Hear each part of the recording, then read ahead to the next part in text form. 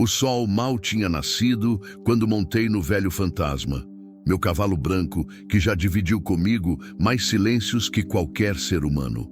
O ar gelado da serra cortava o rosto, e a neblina dançava entre os buritis como fantasmas do passado que insistem em me assombrar. 3 anos andando por estas terras do Jalapão, fugindo de mim mesmo, carregando um peso que não diminui com a distância.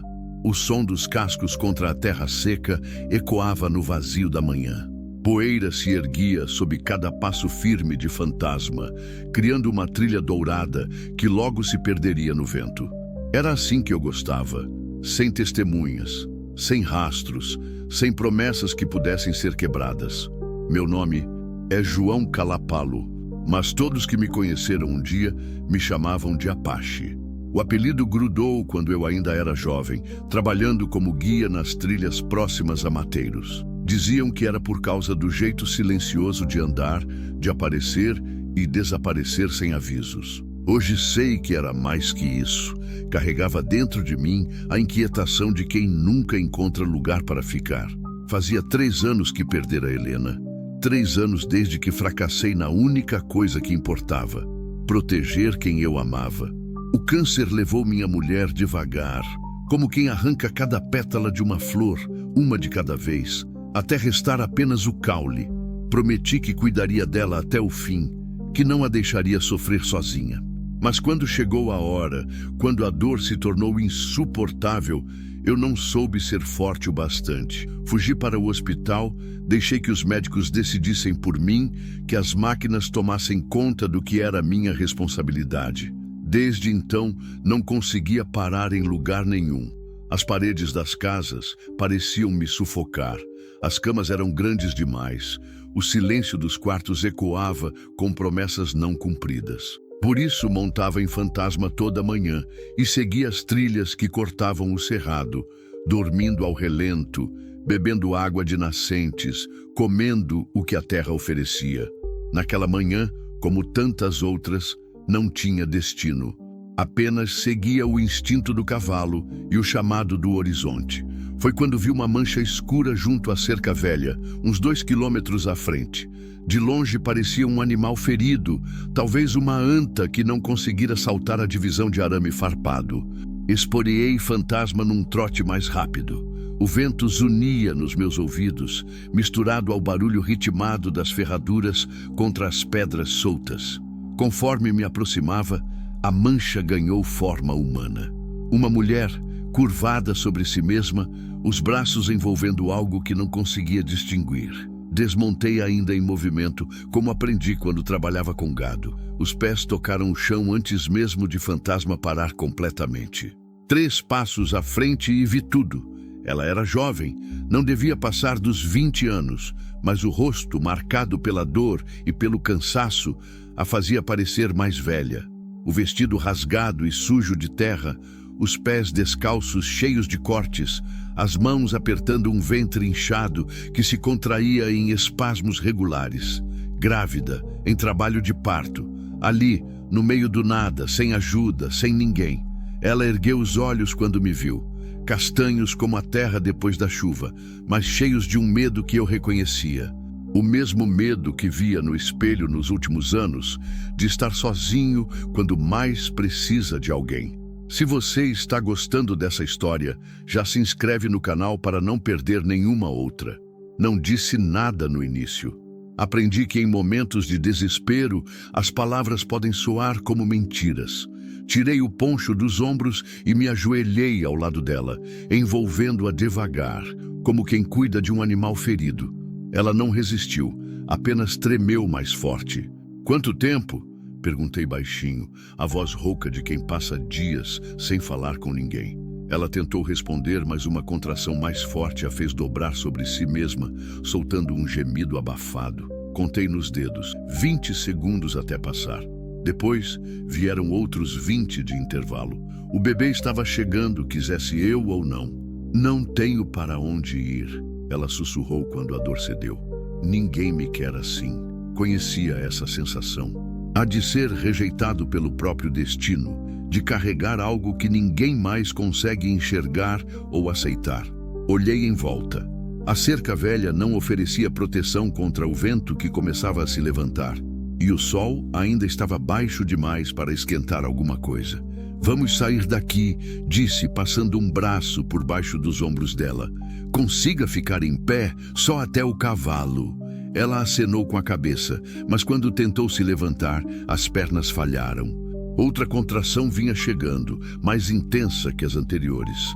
Desta vez, quando passou, vi uma mancha úmida escurecendo o vestido entre suas pernas. Não havia tempo para levá-la até minha cabana. O bebê não esperaria mais 1 hora de cavalgada por trilhas irregulares. Teria que ser ali mesmo, na sombra rala de um pau santo que crescia torto junto à cerca. Como você se chama? Perguntei, tirando a camisa para improvisar um forro no chão. Maria, ela respondeu, a voz sumindo no final. Maria de Lourdes. Eu sou João Apache. Vamos fazer isso juntos, está bem? Durante as 2 horas seguintes, guiei um parto como nunca tinha feito na vida. Aprendi na prática, seguindo os instintos que nem sabia que tinha e as poucas coisas que lembrava de ter visto quando ajudava nas fazendas anos atrás. Fantasma esperou pacientemente amarrado na cerca, de vez em quando relinchando baixo, como se entendesse a gravidade do momento. Quando o bebê finalmente chegou, uma menina pequena e roxa, mas com pulmões fortes, o sol já estava alto e o suor escorria pelo meu rosto, misturado com lágrimas que não sabia de onde vinham. O primeiro choro dela ecoou pela manhã, como um grito de vitória contra todas as probabilidades. Cortei o cordão com o canivete depois de esterilizar na chama do isqueiro. Envolvi a criança na minha camisa e a coloquei no peito da mãe, que chorava e ria ao mesmo tempo, tocando o rostinho pequeno com dedos trêmulos. Obrigada, Maria sussurrou, olhando para mim como se eu fosse algum tipo de santo. Obrigada por não ter ido embora. Não soube o que responder. Fazia tanto tempo que ninguém me agradecia por ficar que tinha esquecido como era receber isso. Apenas ajeitei o poncho em volta das duas e montei em Fantasma com cuidado, estendendo a mão para ajudá-la a subir. A cavalgada até minha cabana foi lenta e silenciosa, pontuada apenas pelos passos cuidadosos de Fantasma e pelos pequenos ruídos da recém-nascida. Maria se apoiava em minhas costas, ainda fraca, mas confiante o suficiente para fechar os olhos e descansar. Era a primeira vez em 3 anos que senti o peso de outra pessoa dependendo de mim. E por mais assustador que isso fosse, havia algo de familiar, quase reconfortante. Minha cabana não era grande coisa. 4 paredes de madeira reaproveitada, telhado de zinco que fazia barulho quando chovia, uma cama de casal que ocupava sozinho há 3 anos, mas era sólida, seca e ficava escondida numa clareira a uns 15 quilômetros da estrada mais próxima. Lugar perfeito para quem não queria ser encontrado. Ajudei Maria a se acomodar na cama enquanto acendia o fogo no fogão a lenha. A água demorou para esquentar, mas quando ficou pronta, lavei o rosto dela com cuidado, tirando o suor e a poeira da jornada. Ela me observava em silêncio, como se tentasse entender quem eu era e por que a estava ajudando. Durante os primeiros dias, falávamos pouco. Eu trazia água fresca do poço que cavara atrás da casa.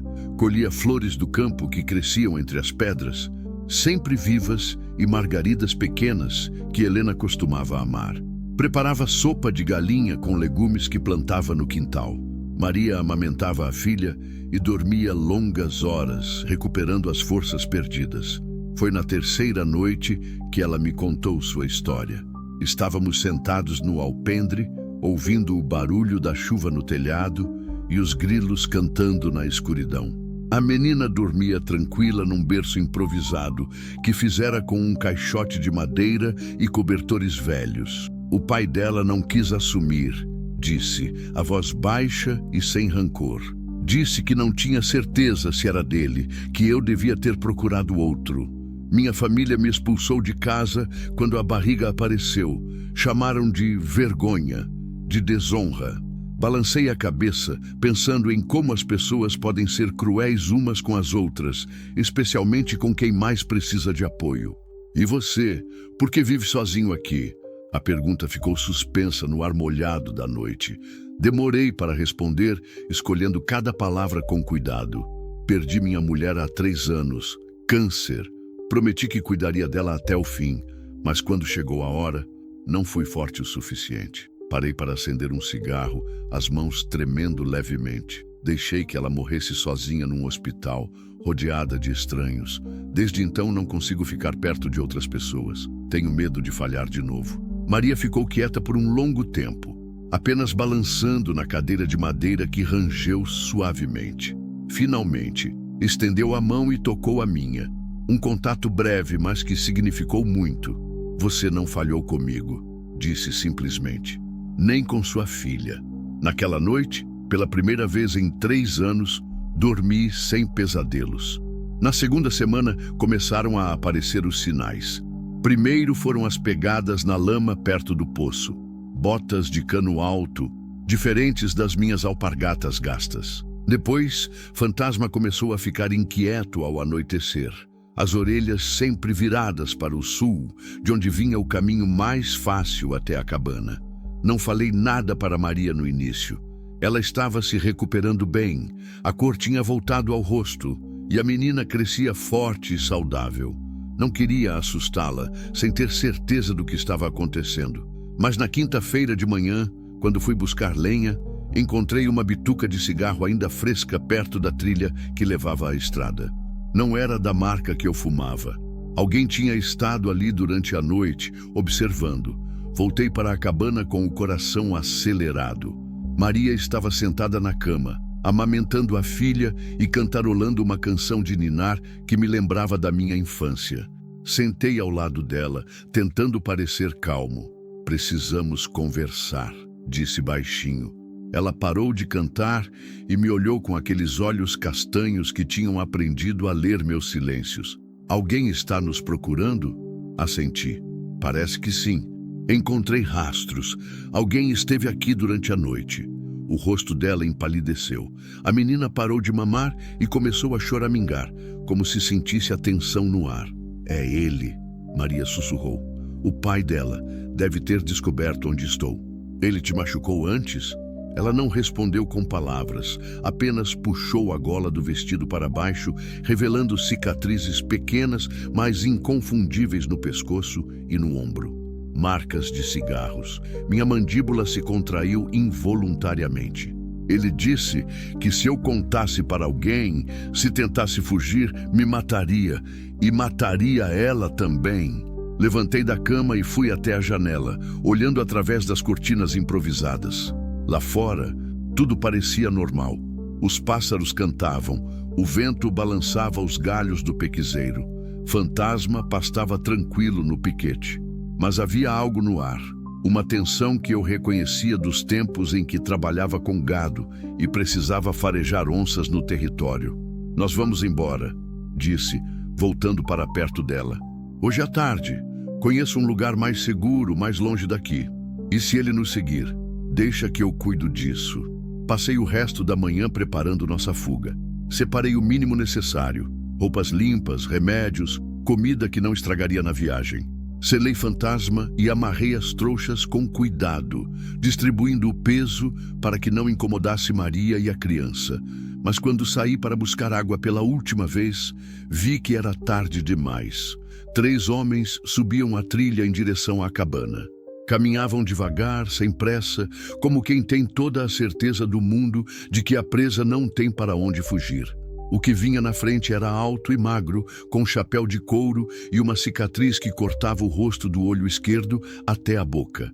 Os outros 2 eram mais novos, mas tinham o mesmo jeito de quem estava acostumado a usar violência para resolver problemas.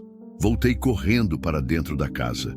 Maria estava embalando a filha, que havia começado a chorar sem motivo aparente. Eles estão aqui, disse, pegando minha espingarda velha do canto onde ficava encostada. 3 homens, subindo a trilha.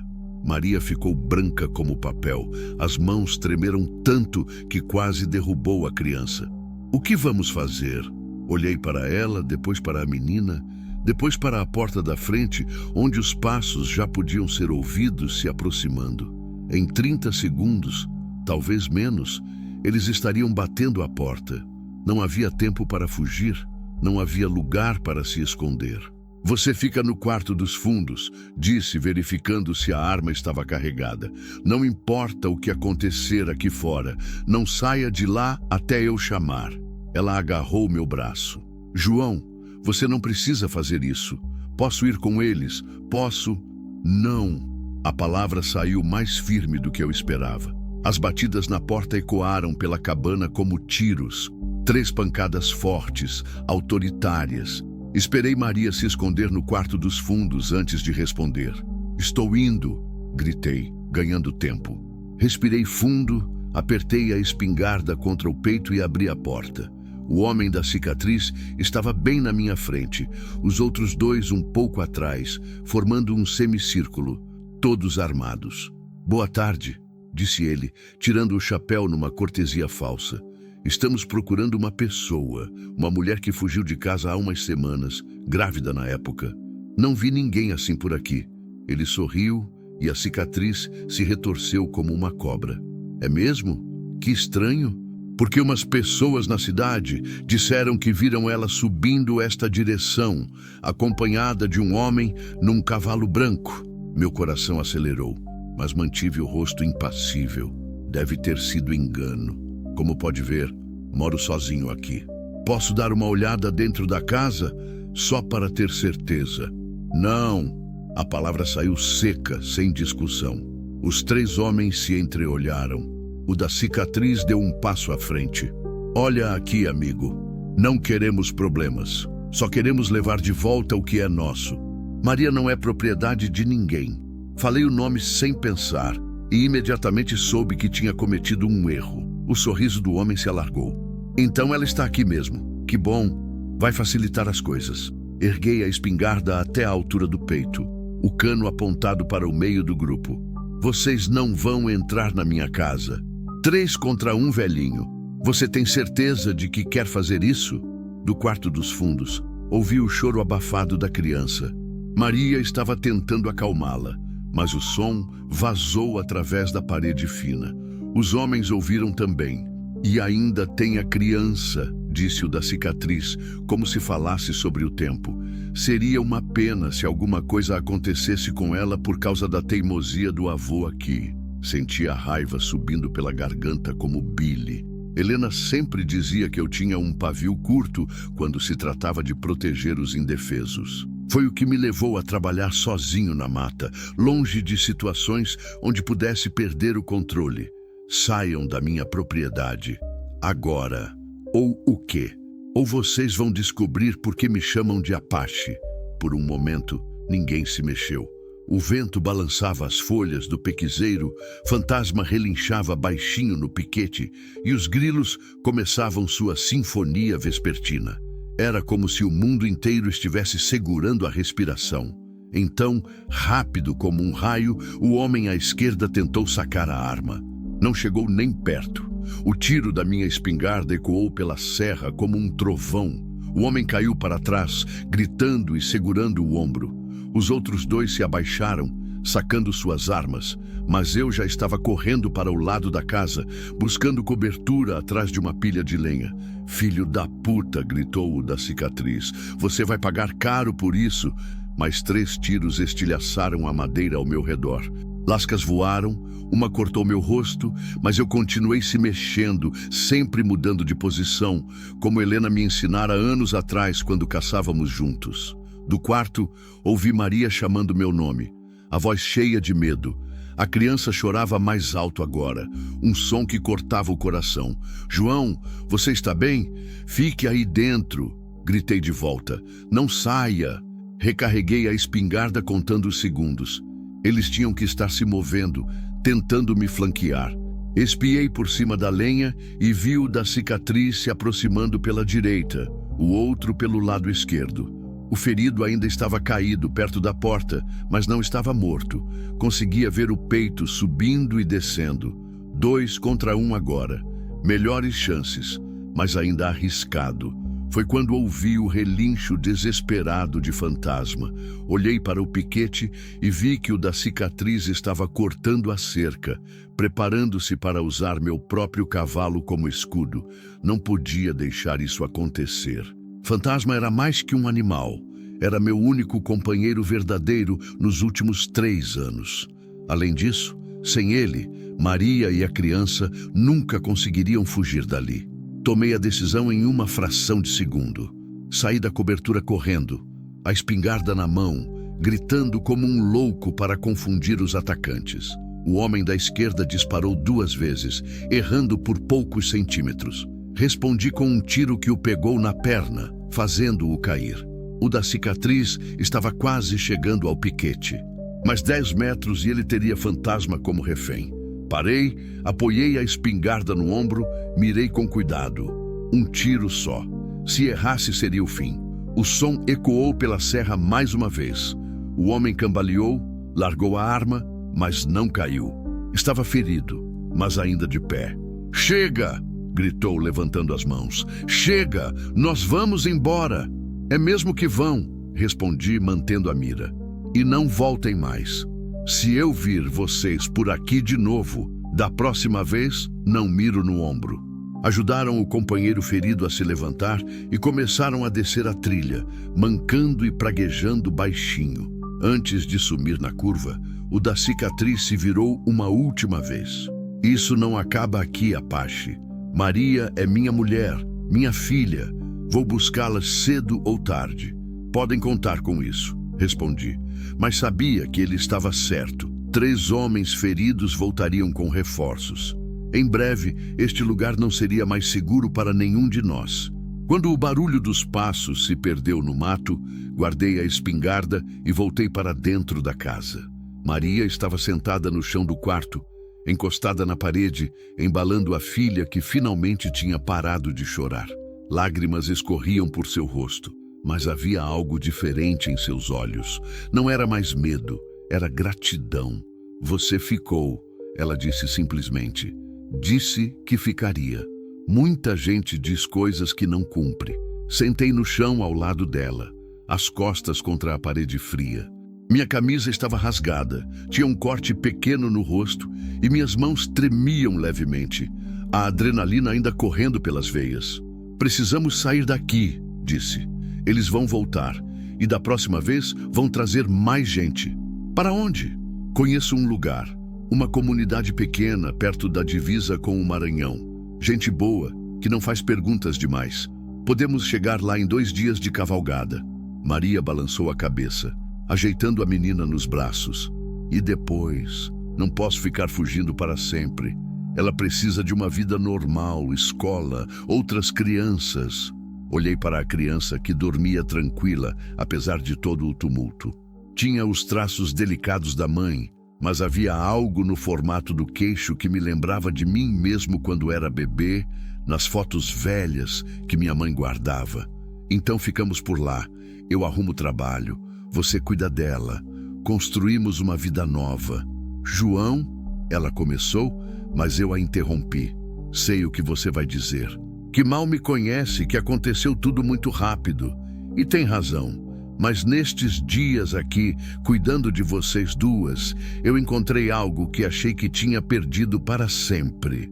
"O quê?" "Um motivo para acordar de manhã." Ficamos em silêncio por um tempo, ouvindo os sons noturnos do cerrado que voltavam aos poucos.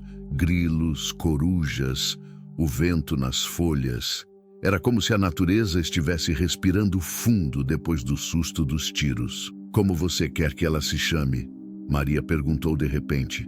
Olhei para ela, surpreso. "Eu? Você a trouxe ao mundo. Sem você, nós duas teríamos morrido naquela cerca. Tenho o direito de escolher o nome."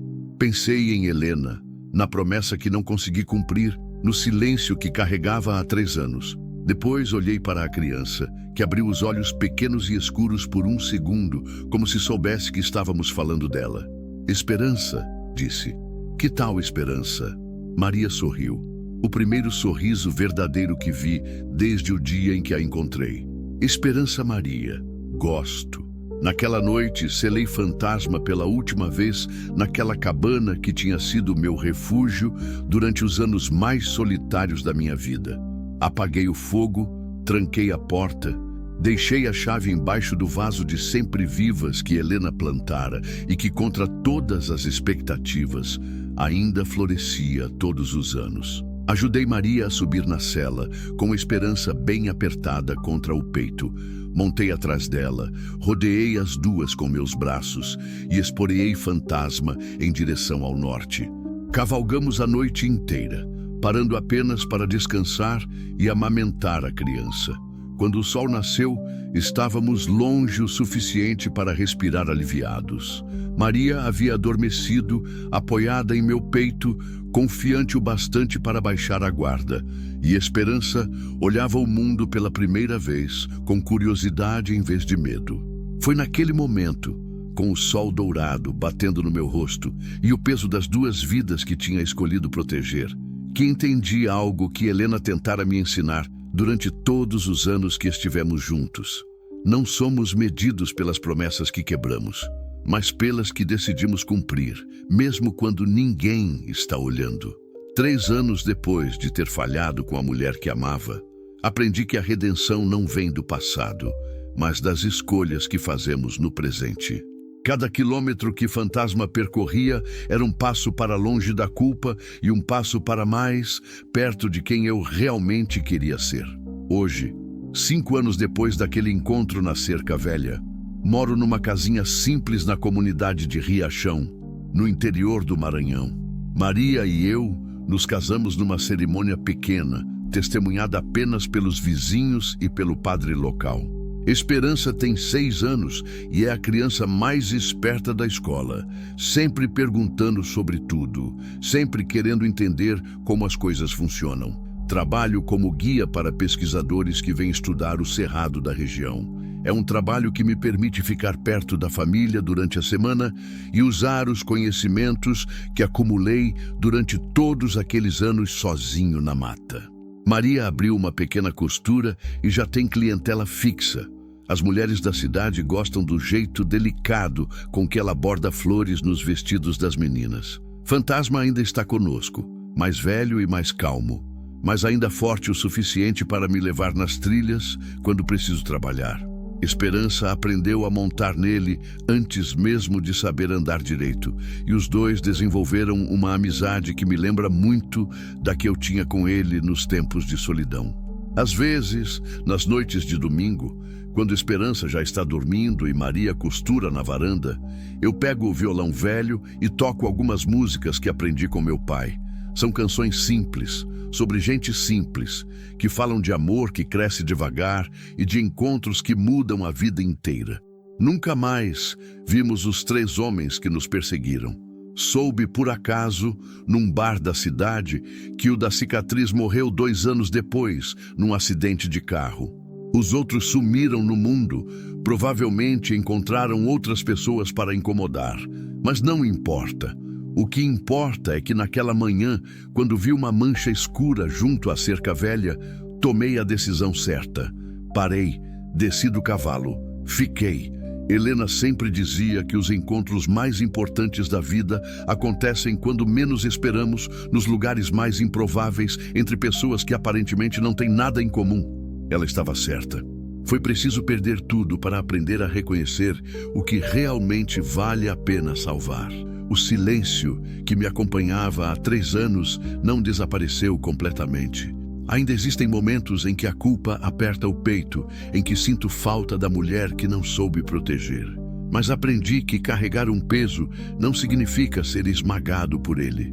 Significa usar essa força para sustentar quem precisa, para ser o apoio que gostaríamos de ter tido quando tudo desmoronou. Hoje, quando Esperança corre pela casa gritando "papai, papai", e quando Maria me beija antes de dormir, sei que algumas promessas são feitas para serem cumpridas e que às vezes, para encontrar o caminho de casa, precisamos primeiro nos perder completamente no mato. O amor que cresce do silêncio é diferente daquele que nasce das palavras. É mais sólido, mais profundo, mais verdadeiro. É o amor que se manifesta em gestos pequenos, Um prato de comida quente, uma manta nas noites frias, uma mão estendida quando tudo parece impossível. Na semana passada, Esperança me perguntou por que eu sempre olho para o horizonte quando estamos na varanda. Como explicar para uma criança de 6 anos que alguns de nós precisam vigiar o mundo, não por desconfiança, mas por gratidão? Como dizer que quem já perdeu tudo uma vez desenvolve um instinto de proteção que nunca mais adormece? Papai está cuidando de nós, Maria respondeu por mim, puxando a menina para o colo. Ele sempre fez isso desde antes de você nascer. E era verdade. Cuidar havia se tornado minha linguagem natural, minha forma de amar sem palavras. Cada manhã em que acordo antes do sol, para verificar se as janelas estão bem trancadas, cada noite em que faço a última ronda pela casa antes de dormir, cada olhar que lanço para a estrada, quando alguém demora mais que o esperado para voltar, tudo isso é amor traduzido em vigilância. Às vezes penso em como seria minha vida se naquela manhã tivesse escolhido seguir viagem, ignorar a mancha escura junto à cerca. Provavelmente ainda estaria sozinho, cavalgando por trilhas sem fim, carregando um peso que só crescia com o tempo. Talvez já tivesse desistido de tudo, como alguns homens fazem quando a solidão se torna grande demais para carregar. Mas não foi isso que aconteceu. O destino, ou Deus, ou simplesmente o acaso, colocou Maria e Esperança no meu caminho exatamente quando eu mais precisava de um motivo para continuar. E elas me salvaram tanto quanto eu as salvei. É isso que aprendi nestes anos todos. Salvação é sempre uma via de mão dupla. Quem estende a mão para levantar alguém que caiu também está se segurando em pé. Quem oferece abrigo também encontra um lar. Quem decide ficar quando seria mais fácil ir embora também encontra um lugar para pertencer. O cerrado continua lá fora, vasto e selvagem, cheio de trilhas que ainda não percorri e horizontes que ainda não alcancei. Mas não sinto mais a inquietação antiga, a necessidade de fugir de mim mesmo. Encontrei algo maior que a solidão. Encontrei uma família que construí com minhas próprias mãos. Uma paz que conquistei quando aprendi que coragem não é ausência de medo, mas a decisão de fazer o que é certo mesmo estando com medo.